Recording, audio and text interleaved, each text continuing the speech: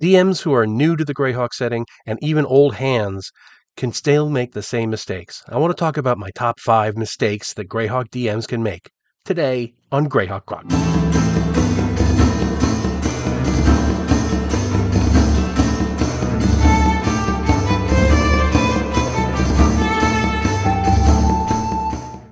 Number 5 on my list is ignoring the lore. If you're going to play in a Greyhawk campaign, or say you're playing in a Greyhawk campaign, and you're not using the Greyhawk gods, and I'm ignoring all of what this kingdom is supposed to be. Furiondi is now an evil merchant realm, and you just make total complete changes to the setting. At some point, you got to ask yourself, why am I bothering to call it Greyhawk? If you're just going to completely just go off and do whatever the hell you want, just do a homebrew and be done with it, right? Because that's what you're doing anyway, and you're just giving it a name that's going to confuse your players. So don't ignore the lore. If you're going to use Greyhawk, use Greyhawk. Number 4 on my list is only leaning on the modules that have been published. Now, Greyhawk has some terrific published modules. You got Against the Giants, Village of Hamlet, the Slaver series, White Plume Mountain. There's tons of really great published modules out there. But you can't just rely on that for your campaign. You really want to make the campaign your own by including some of your own adventures, right? Because that way you're putting your own stamp on the setting. It's one thing to just go off and just ignore everything, like I said in the previous one. But if you just slavishly just say, okay, I'm gonna just run T1 and then A1 through 4 and then S4 and WG3 and then the Vault of the Drought. If you just are following an adventure path and calling it a Greyhawk, yeah, technically it is, but you're not getting everything out of Greyhawk that you might otherwise have. So, number 4, don't just use the published material. Make your own adventures in Greyhawk. Hi, everybody. Please help me keep Greyhawk alive by liking this video and subscribing. It really does help. You can also become a member of the channel or support me on Patreon and get early access to my videos, exclusive content, free or at-cost copies of my Greyheim Adventures modules, and more. Thanks, and now back to the show. Number 3 is using Greyhawk only for one-shot adventures or very short-term campaigns. And this is something that isn't specific to Greyhawk necessarily. A lot of campaign settings like the Forgotten Realms and Mystara and so forth, you're really going to miss out on what makes those campaign settings unique if you just do one adventure and then move on. You might as well just have it happen in a vacuum and don't bother to call it Greyhawk because you're not getting any Greyhawk stuff in it, right? It's not going to be very Greyhawkian.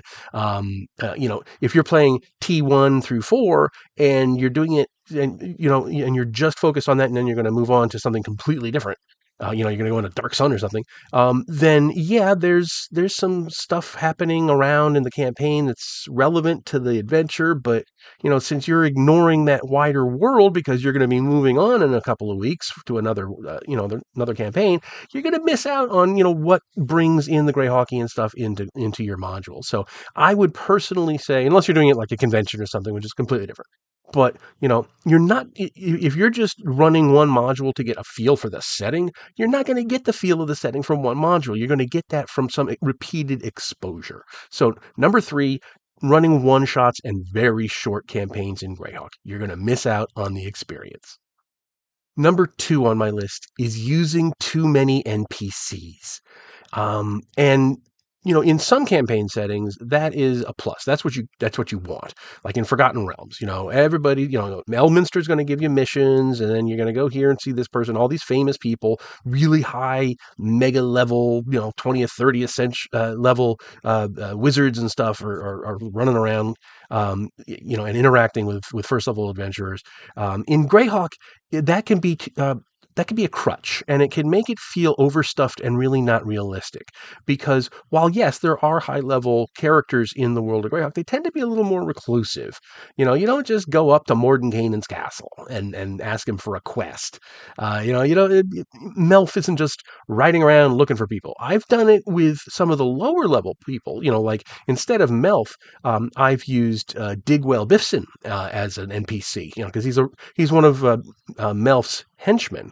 He's a thief, a halfling. And he's a lot of fun to do. But when you bring it down a little closer to the level of the PCs, it makes it feel a little more realistic and not overblown. Like every high level wizard is going to be interested in you and your career and giving you a quest. That can work in the Forgotten Realms because the Forgotten Realms is kind of built around that model. But in Greyhawk, it's much more gritty. It's much more low level ish. Not in number level terms, but just in the feel of the setting itself. It's more down and dirty. So having all these high level characters constantly interacting with your PCs can feel a little forced. So number 2, don't use high level NPCs as a crutch. If your players are meeting a high level NPC, it should be an experience. And my number 1 mistake that DMs sometimes make with Greyhawk is too much lore. This is the opposite of the first one that I started with. But if you are well versed in the lore of Greyhawk and you use every single opportunity to show off just how erudite you are with the lore, you're going to bore your players because you're going to be giving them a ton of information that is not relevant to what they need to know. If they're doing a dungeon in Furiondi, they don't need to know about the history of the relationship between Furiondi and Valuna and how they're interacting with Ayus. They need to go in a dungeon. They don't need the whole geopolitical situation in order to comprehend that. And even if it becomes relevant in the adventure, you don't just want to give them the fire hose, right? You want to drib it and drab it out and make it interesting and make them work for it. Because if they know they need it and they have to take effort to find that information, it's going to mean a lot more to them than if you just start rattling off an entire page or 2 of box text that you've prepared because you want to give them a full geopolitical briefing. So, number 1, don't use too much lore unless it's necessary. So there we have it, my top 5 items of mistakes that DMs can make in Greyhawk. I would love to hear your thoughts. What would be some mistakes that you have experienced, whether or not you've done it yourself or you've seen other people do it? I would love to hear your experiences. Please sound off in the comments. Hope everybody is doing really well, and I will talk to you all. Thanks for watching today's video. Please remember to hit the like button and subscribe to the channel. Below you'll find links to my Patreon, which helps make these videos possible. You'll also find the web store where you can buy my books, and my blog where you'll find all sorts of free downloads and other articles. Thanks, and have a great day.